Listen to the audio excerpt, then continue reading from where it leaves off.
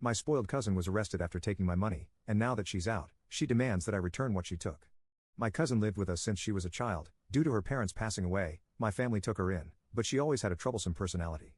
Since she was little, she was expelled from daycares, received complaints at school, and couldn't finish high school because she basically didn't attend even 20% of the classes. My mother sent her to school every day, but she would hang out with older friends from another school and would skip without my mother knowing. However, despite all these things, it was always clear that my cousin was my parents' favorite.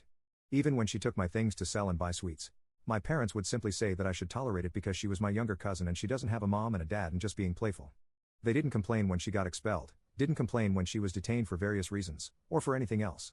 On the other hand, I was not allowed to have a cell phone, couldn't go out with friends, and my routine from ages 12 to 17 was basically going to and from school, in addition to working to pay the fines my cousin incurred.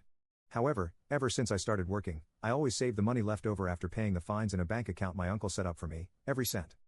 My parents didn't allow me to spend my own money on myself to have more left for my cousin, so I always did it in secret.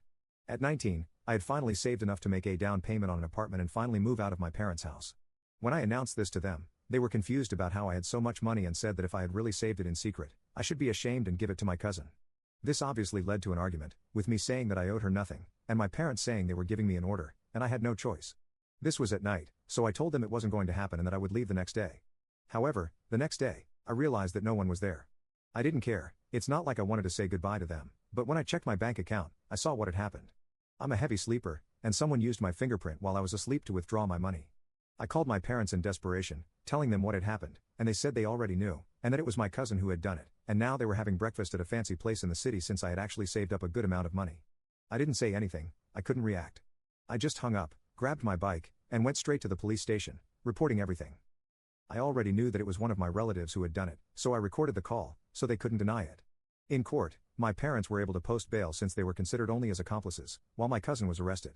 I managed to recover the money, moved out, and cut off contact with my family for the past few years. However, a few days ago in the morning, I received several messages from numbers I didn't recognize, but after responding to some, I figured out who they were. It was my family. They were saying that my cousin had been released from jail, and now that she was out, she was coming to my house for a conversation. I thought she might apologize or something, so I agreed and waited.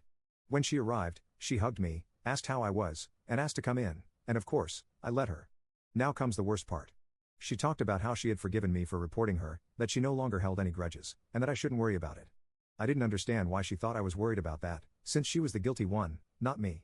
After that, she said she just hoped that I would return the money she had taken because, to get protection in prison, she had promised to give the money she had taken from me, roughly $50,000, to the people who protected her. I told her it wasn't possible because I had already spent that money on my apartment.